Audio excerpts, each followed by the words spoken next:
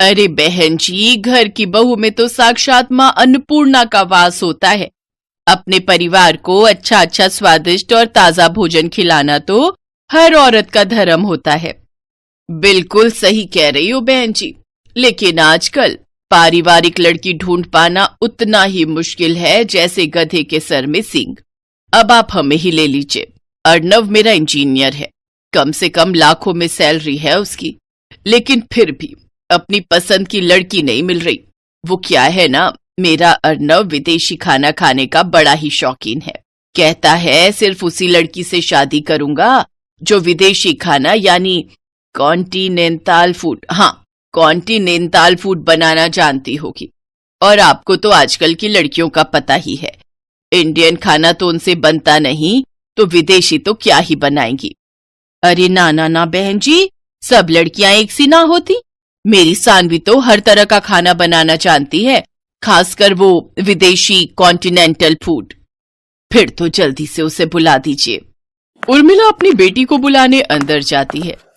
देखो सानवी, जो भी हो बस इस इंटरव्यू को क्लियर कर ले। बहुत बड़ी पार्टी आई है रिश्ते के लिए, खूब नौकर चाकर और गाड़ियां हैं घर में। तेरी बात पक्की हो गई ना तो तू राज करेगी राज। और सुनना, मैंने तेरी तारीफ में बड़े बड़े कसीदे पढ़ दिए हैं कि तुझे बहुत ही बढ़िया बढ़िया कॉन्टिनेंटल खाना बनाना आता है। माँ, मुझसे आलू पूड़ी रोटी सब्जी ये सब तो ठीक से बनता नहीं। पराठा बनाती हूँ तो पहचानना मुश्किल हो जाता है कि पराठा है या श्रीलंका का मैप। और कॉन्टिनेंटल डिशेस का तो मुझे नाम तक नहीं पता। अरे शुरू शुरू में तू ना वो यूट्यूब देखकर बना लियो, फिर जब उनका मन भर जाएगा कॉन्टिनेंटल खाना खाकर तो वो खुद ही मना कर देंगे बनाने को। वैसे भी अंग्रेजों का ये बेतुका खाना ज्यादा दिन तक थोड़ी ना खाया जाता है। चल अब अच्छे से टचअप लेकर बाहर आ जा। तैयार होकर सानवी बाहर आ जाती है। फिर बातचीत में अर्नव की मम्मी और अर्नव को सानवी बहुत पसंद आती है। साथ ही जब वो ये पूछते हैं कि उसे कॉन्टिनेंटल खाना बनाना आता है तो इस पर सानवी कहती है, कॉन्टिनेंटल खाना जी, वो बनाना तो मेरे बाएं हाथ का खेल है। ये बात सुनते ही लड़के वाले झट से शादी के लिए तैयार हो जाते हैं। कुछ ही दिनों में दोनों की शादी भी हो जाती है। शादी के बाद देखो सानवी, तुम्हारे हाथ के बने कॉन्टिनेंटल खाने की तारीफ तो हमने बहुत सुन ली। अब आज जल्दी से कुछ बढ़िया सा बनाकर खिला दो। अभी बनाकर लाती हूँ। रसोई में जाकर वो यूट्यूब खोलती है, फिर सोचती है, नहीं नहीं नहीं नहीं नहीं, अगर मैंने इन्हें कोई फेमस डिश बनाकर खिलाई तो ये लोग समझ जाएंगे कि मुझे कुछ भी बनाने नहीं आता। ऐसा करती हूँ, कुछ भी बना देती हूँ और उसे कोई भी नाम दे दूंगी। सानवी फ्रिज खोलती है, उसे उसमें तुरई दिखाई देती है। वो कच्ची तोरी में मसाले लगाकर ओवन में ग्रिल होने के लिए रख देती है। कुछ देर बाद वो उसे बाहर निकालती है तो देखती है सारी तुरई करारी हो गई होती है। हे भगवान, ये तो कुछ ज्यादा ही करारी हो गई है। हाँ, एक काम करती हूँ, मेयोनीज और टमाटो केचप दोनों को मिक्स करके इसके ऊपर लगा देती हूँ। फिर सानवी पूरे कॉन्फिडेंस के साथ वो परोसती है और खुद किसी बहाने से रसोई में चली जाती है। वो डिश देखकर अर्नव अपनी माँ से कहता है, छी माँ, ये कौन सी सब्जी की डेड बॉडी है, काली पीली सी। छी माँ, मुझे तो देखते ही उल्टी आ रही है। ऐसा ना हो मुझे उल्टी हो जाए। चुप कर तू, पता भी है मैंने कितने कसीदे पढ़े हैं तेरी तारीफों के। तू मॉडर्न है, तुझे विदेशी कॉन्टिनेंटल खाना पसंद है। अब कहीं बहू को पता चलेगा ना तू ऐसा है तो कहेगी किन गवार लोगों से पाला पड़ गया है। अब उसने बनाया है तो कॉन्टिनेंटल डिश ही होगी कोई। तू तो बस बीच बीच में झूठी मूठी तारीफ करता रही हो। ठीक कहती हो माँ, लेकिन सच्ची में माँ, ये बहुत ही वाहियात है खाने में। तभी सानवी वहां आ जाती है। वाह वाह बहू, क्या मजेदार कॉन्टिनेंटल खाना बनाया है तूने।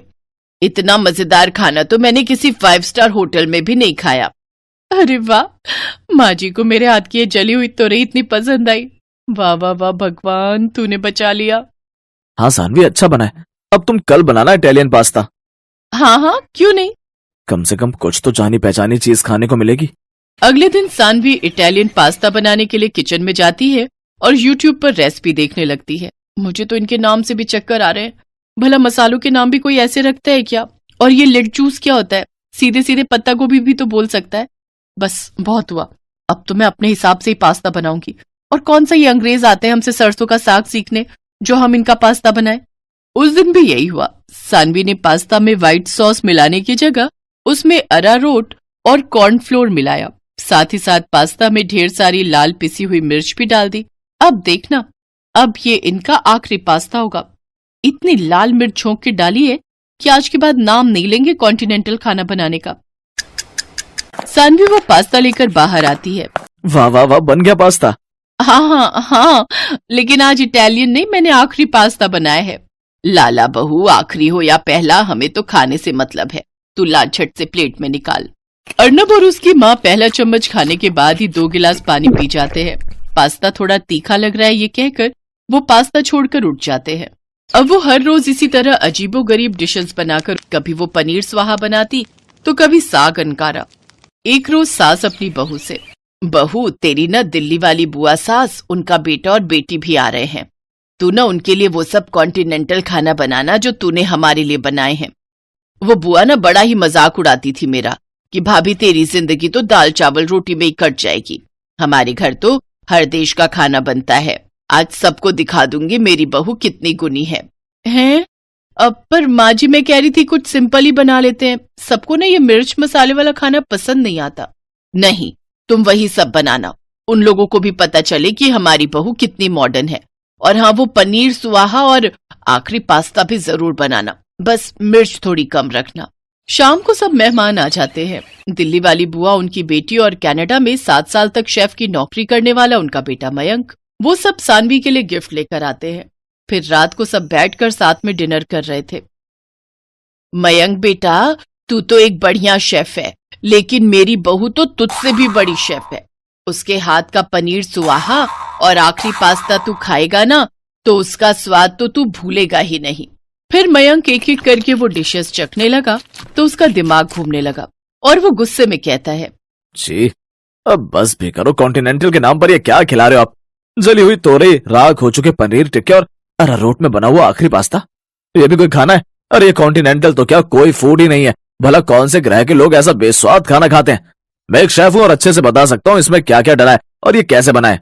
सानवी बहू, ये जो कह रहा है वो सच है। मुझे माफ कर दो मम्मी जी, मुझे लगा था मैं यूट्यूब से सब देख देख कर बना लूंगी, लेकिन सब गड़बड़ हो गया। पर आप दोनों तो उंगलियां चाट चाट कर खाते थे ना?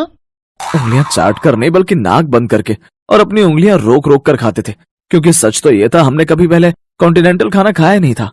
तो क्या आपने झूठ कहा मुझसे? हाँ बेटा, जैसे शादी करने के लिए तेरी माँ ने झूठ के पहाड़ बनाए ना, वैसे ही मैंने भी बनाए। हाँ, और आप दोनों के इस झूठ में आखिरी पास्ता हम दोनों का बन गया।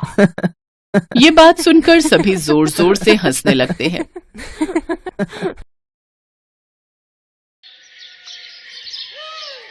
शालिनी बेटा सुन, तू दामाद जी के आते निकल जाना घर से और टाइम से यहाँ आ जाना। समीर आखिर इतने सालों बाद कोरिया से वापस आ रहा है। हाँ माँ, समीर आ रहा है और मैं टाइम पर ना आऊं, ऐसा हो सकता है? हाँ चल मैं रखती हूँ, समीर कुछ ही देर में आता होगा, मैं उसकी पसंद के राजमा चावल और खीर भी बना लूं। ठीक है माँ, बाय, रखती हूँ। सुधा, देखो मैं सारा सामान ले आया हूँ, कुछ रह गया हो तो बता देना, मैं रामू से मंगवा लूंगा। अरे केसर तो आप भूल ही गए, इसमें लानी, आपको पता है ना समीर को केसर वाली खीर पसंद है। अरे ध्यान से देखो, थैले में नीचे है तो। अरे हाँ, मिल गया पैकेट। अच्छा, ये काजू कतली तुम्हें याद थी? तो और क्या, मुझे पता है मेरे बेटे को काजू कतली बहुत पसंद है। जैसे तुम्हें अपने लाडले के आने की खुशी है, मुझे तुमसे दोगुनी है। सुधा और सुदर्शन के चेहरे पर जो आज खुशी झलक रही थी वो उनके बेटे समीर के वापस आने की थी, जो कई सालों बाद सियोल साउथ कोरिया से वापस आ रहा था। समीर की बड़ी बहन शालिनी की शादी उसी शहर में ही हुई थी और समीर ने सियोल साउथ कोरिया जाकर पढ़ाई की और वहीं काम करने लगा। अब काफी सालों बाद समीर वापस अपने देश इंडिया आ रहा था। अरे सुनिए, दरवाजे की घंटी बजी है, लगता है समीर आ गया। सुधा जैसे ही दरवाजा खोलती है, समीर के साथ एक साउथ कोरियन लड़की भी होती है और समीर ने उसका हाथ पकड़ा हुआ था। माँ, पापा प्रणाम। जीते रहो बेटा। जीते रहो बेटा। ये कौन है बेटा? अरे सुधा, पहले इन्हें अंदर तो आने दो। समीर के साथ लड़की को देखकर सुधा थोड़ी असमंजस में पड़ जाती है। समीर उस लड़की के बारे में बताता है कि वो कोरियन लड़की उसकी पत्नी यून जून है। उन्होंने वहां साथ में पढ़ाई की, काम किया और फिर उन्हें एक दूसरे से प्यार हुआ और उन्होंने शादी कर ली। ये सुनकर सुधा चौंक जाती है। समीर, तूने हमें बताया भी नहीं और अचानक शादी कर ली? माँ, यून जून की दादी बीमार रहती हैं, और वो चाहती थी कि हम उनके सामने उनके रीति रिवाज से शादी करें, इसलिए हमने शादी कर ली। सुधा, कोई बात नहीं, पहले इन्हें थोड़ी देर आराम करने दो, बाकी बातें बाद में करेंगे। जाओ बेटा, तुम लोग हाथ मुंह धो लो। हाँ ठीक है, मैं तुम दोनों के लिए खाना लगाती हूँ। अरे देख, शालिनी और तेरे जीजाजी भी आ गए। सुधा सारी बात शालिनी और अपने दामाद राजीव को बताती है। सब बहुत खुश थे सिवाय सुधा और शालिनी के। सुधा और शालिनी रसोई में जाकर आपस में बात करने लगती हैं। शालिनी, मैंने समीर के सामने कुछ नहीं कहा क्योंकि उसे बुरा न लगे, पर शालिनी, ये समीर किस फिरंगी से शादी कराया है जिसे ना हमारी भाषा की समझ है और ना ही हमारे रीति रिवाजों की। और तो और माँ, पता नहीं खाना भी क्या ही खाती होगी ये। इतनी देर में यून जून किचन में आ जाती है और अपने बैग में से कोरियन किमची निकालती है। शालिनी दीदी, ये किमची है, हमारे यहाँ बहुत पसंद की जाती है। ये मैंने खुद अपने हाथों से आप सबके लिए बनाई है, आप खाकर देखिए। तुम्हें हिंदी बोलनी आती है और ये किमची, ये क्या है? ये तो पहले कभी नहीं सुना। इतनी देर में समीर भी किचन में आ जाता है। अरे माँ, यूनजून ने मुझे पहले ही कह दिया था कि इंडिया आने से पहले मैं उसे हिंदी सिखा दूं, और देखो कितनी सरपट हिंदी बोलती है। और आप सब ये किमची खाकर देखिए, ये बहुत स्वादिष्ट डिश है कोरिया की, और यूनजून ने इसे बहुत प्यार से बनाया है आप सबके लिए। सभी लोग यूनजून की किमची की बहुत तारीफ करते हैं। तभी शालिनी का पति राजीव कहता है, वाह यूनजून, तुम्हारे हाथों में तो जादू है। मैं अभी नया रेस्टोरेंट खोल रहा हूँ, उसमें कोरियन डिशेस भी रखवाई हैं। हमारे यहाँ कोरिया का बहुत अच्छा शेफ खाना बना रहा है, जिसे टेस्ट करने कुछ क्लाइंट्स आ रहे हैं। माँ जी, मैं चाहता हूँ कि आप सब भी रेस्टोरेंट की इनॉग्रेशन में आए। बिल्कुल बेटा, हम सब आएंगे। अगले दिन शालिनी का फोन आता है और वो घबराती हुई अपनी माँ सुधा को कहती है, माँ, जिस कोरियन शेफ ने किमची बनानी थी उसकी माँ अचानक बीमार हो गई और वो बिना बताए कोरिया वापस चला गया।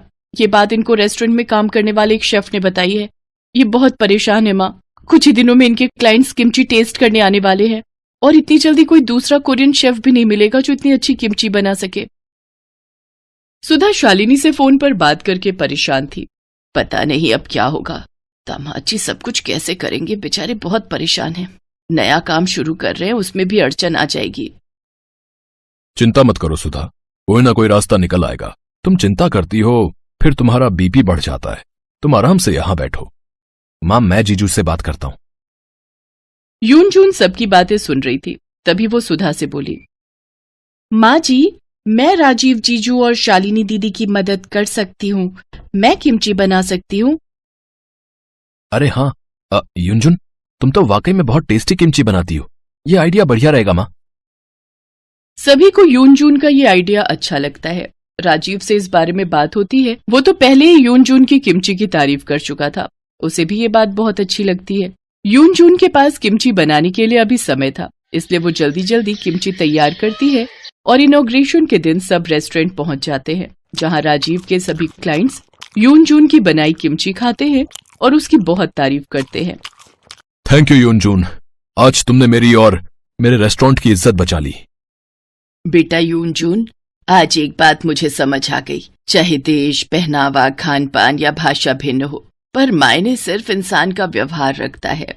और तुम्हारे व्यवहार को देखकर तो समझ आ गया कि तुम बहुत अच्छी हो। तुम्हें अपनी बहू के रूप में पाकर आज मैं बहुत खुश हूँ। हाँ यूनजून, तुम मेरे भाई समीर के लिए एक परफेक्ट लाइफ पार्टनर हो और माँ के लिए उनकी परफेक्ट बहू, या ये कहो परफेक्ट कोरियन किमची वाली बहू। यूनजून और सब जोर से हंस देते हैं। इसी तरह यूनजून समीर के परिवार के साथ घुल मिल जाती है और अपने जीजू राजीव के साथ उसके रेस्टोरेंट में भी मदद करने लगती है। और कोरियन बहू की किमची उसके घर के साथ साथ हर जगह प्यार बटोर लेती है।